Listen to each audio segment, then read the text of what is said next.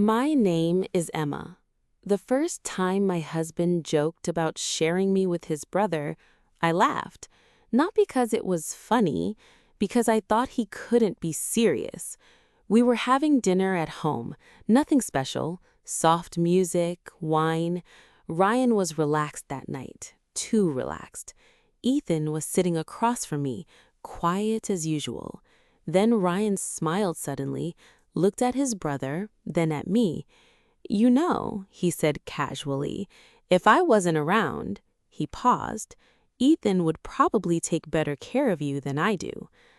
I froze for a second, then forced a small laugh. "What kind of joke is that?" I asked. Ryan laughed too, easy, comfortable. "Relax," he said. "I'm kidding." But Ethan didn't laugh. He looked down at his glass instead, and somehow that made it worse. The conversation moved on after that, at least on the surface, but something had changed. I could feel it, like the room suddenly became smaller. Later that night, Ethan said he should leave, but Ryan stopped him. "Stay," he said. "It's late anyway." Ethan hesitated, then nodded slowly. I looked at Ryan. Something about his expression felt strange, calm, watching, like he was waiting for something. I told myself I was overthinking, that's all, until bedtime, when Ryan locked the bedroom door and said, "You don't have to act shy around him, Emma." And in that moment, I realized he wasn't joking at all. The next morning, Ryan acted completely normal, like nothing strange had happened. He made coffee, checked his phone, asked me what I wanted for breakfast, and somehow that confused me more. Ethan stayed quiet, avoided looking at me. By afternoon, I started convincing myself maybe I really did overthink it. Maybe Ryan was just trying to be funny. Then dinner happened again. This time, Ryan insisted Ethan stay longer.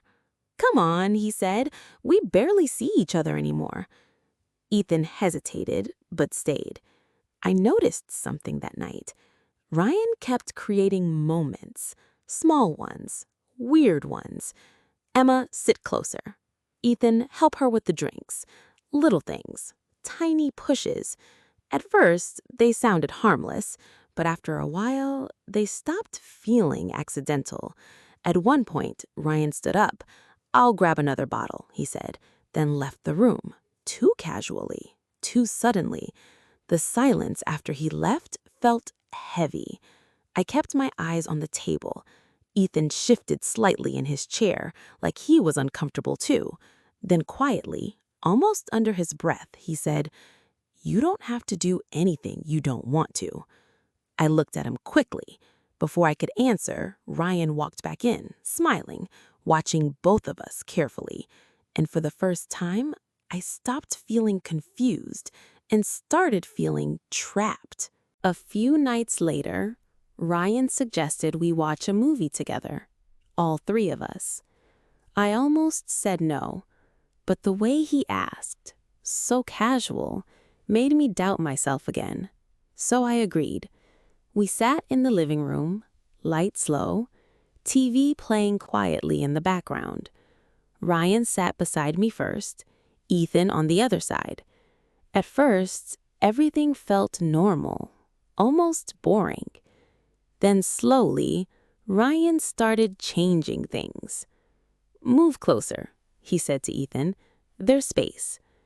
Ethan didn't move immediately, but Ryan kept looking at him, waiting. Eventually, he shifted slightly closer. My chest tightened. I looked at Ryan. He was smiling faintly, watching us more than the movie. Then, without warning, Ryan stood up. "I'll get drinks," he said, and left again.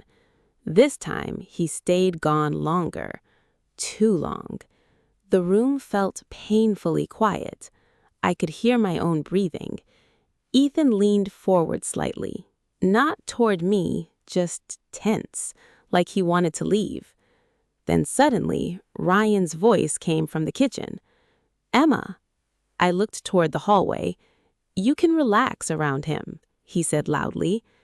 That tone, calm, almost amused, made my stomach turn. Ethan stood up immediately. Ryan, he said sharply, but Ryan just laughed softly. What? He asked. It's not a crime to be comfortable. Comfortable. That word felt wrong. Everything about this felt wrong.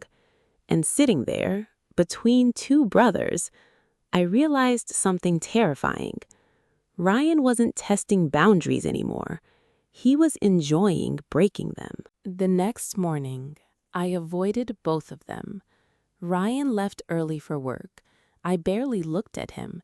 He kissed my forehead before leaving, like everything was normal. That almost made it worse. Around noon, I heard a knock at the door. Ethan.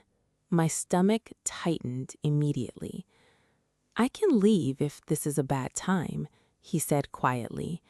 Part of me wanted to say yes, but another part needed answers, so I let him in. The conversation felt awkward from the start. Neither of us knew where to look. Then finally, I asked the question that had been sitting in my chest all night. Why is he acting like this? Ethan went still, completely still. For a few seconds, he didn't answer. Then he rubbed his hands slowly together, like he was nervous. He's been doing this for a while, he said quietly. My chest tightened. What does that mean? Ethan looked away. Talking about you, he admitted. Making comments, jokes. I felt sick. And you never stopped him? I asked. That's not fair, he said quickly, his voice sharper now. I told him to stop. Silence. Heavy silence. Then, the part that really broke something inside me.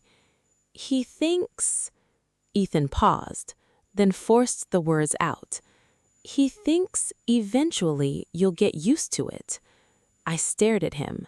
My mind suddenly felt cold. Not angry, not shocked, just cold. Because that sentence told me everything.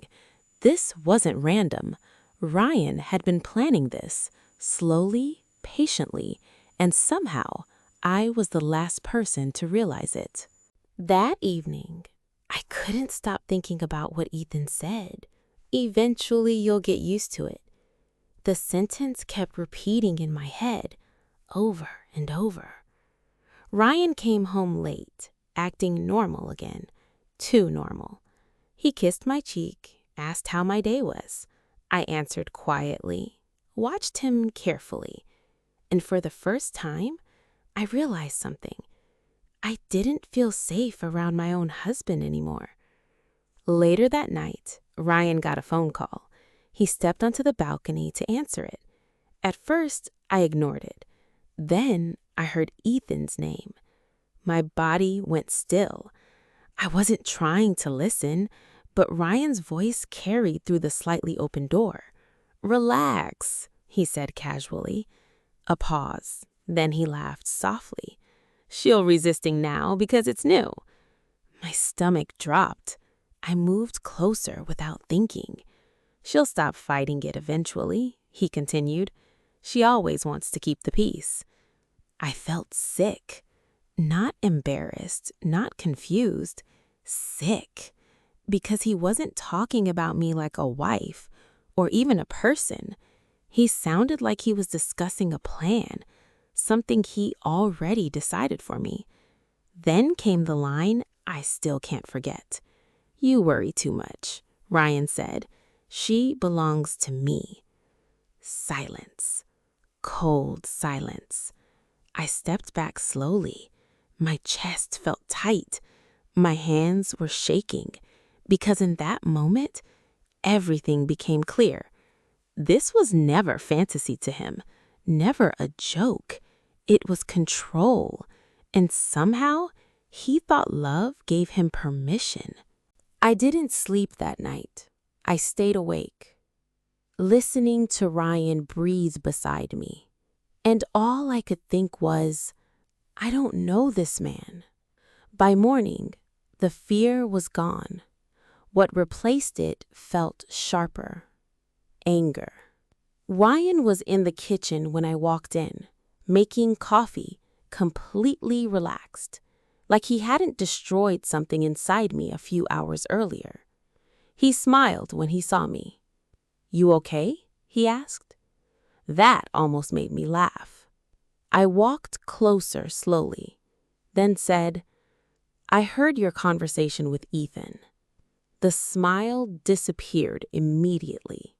Silence. Just for a second. Then he leaned against the counter, calm again. "So?" he asked. "So," like it meant nothing. "You've been planning this?" I asked. My voice shook slightly. He sighed. "Emma, you're overreacting." "Overreacting?" I stared at him. "You talk about me like I belong to you." Ryan's expression hardened slightly. "You're my wife," he said. The way he said it, confident, certain, made my stomach turn. "That doesn't mean you own me," I said quietly.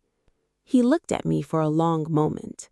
Then finally, "You're making this uglier than it needs to be." That line hit harder than yelling would have, because he truly believed that. I stepped back slowly, looking at him, really looking at him. And suddenly, I saw something terrifying. Not guilt, not shame, just disappointment, like I was ruining a plan he thought I would eventually accept. And in that moment, I knew this marriage was already over. I packed while Ryan was at work. Not much, just the things that felt important. Clothes, documents, a few photos. The apartment felt strangely quiet, like it already knew I was leaving. Halfway through packing, my phone buzzed. Ethan. I stared at the screen for a few seconds, then answered. His voice sounded tense immediately. "Did you talk to him?" "Yes," I said. Silence. Then, "I'm sorry." I closed my eyes briefly. "You knew," I whispered. "I knew he talked," Ethan said quickly, "but I didn't know how far he would take it." I didn't answer because, honestly, I didn't know if that mattered anymore. "He's done this before," Ethan admitted quietly. My chest tightened. "What?" A long pause. "Not exactly the same," he said, "but pushing boundaries, testing people." I felt sick again. "He likes control," Ethan continued. "He likes seeing how far he can go before someone says no." The room suddenly felt colder. "And if nobody stops him?" I asked. Ethan was quiet for a moment. "Then he keeps going." Silence filled the call, heavy, uncomfortable. Then softly, "You should leave, Emma." I looked around the apartment slowly, at the walls, the photos, the life I thought was safe. Then I picked up my bag, and for the first time in weeks, I felt something clear. Not fear, not confusion, just certainty. I wasn't staying long enough to become someone he could control. Ryan came home before I finished packing. I heard the front door open, then his footsteps. Slow, calm, like he already knew. He stopped when he saw the bags. For a moment, neither of us spoke. Then he sighed quietly. "You're really leaving?" Not a question. I zipped the last bag slowly. "Yes." He watched me carefully, still calm. That calmness felt worse now. "You're acting like I betrayed you," he said. I looked at him, actually looked at him, and realized something strange. He truly didn't understand, or maybe he didn't want to. You stopped seeing me as a person, I said quietly. His jaw tightened slightly. That's dramatic. Dramatic? I almost laughed. Weeks of manipulation, pressure, control, and somehow I was the dramatic one. Ryan stepped closer. Emma, he said softly, I was trying to make us stronger. That sentence hit harder than anything else, because part of him believed it. That's what scared me most. Not the comments, not the pressure. The fact that he could hurt me and still call it love. I picked up my bag, walked toward the door. Ryan didn't stop me this time. Maybe he realized he couldn't, or maybe he still thought I'd come back. But I didn't, and I never would. Because love should make you feel safe, not controlled, not traded, not trapped. If someone truly loves you, they protect your boundaries. They don't test them. If you were in my place, would you leave the first time or stay and hope things changed? Tell me in the comments. And if this story stayed with you, like and subscribe. Because sometimes the hardest part of love is realizing when it stops being love at all.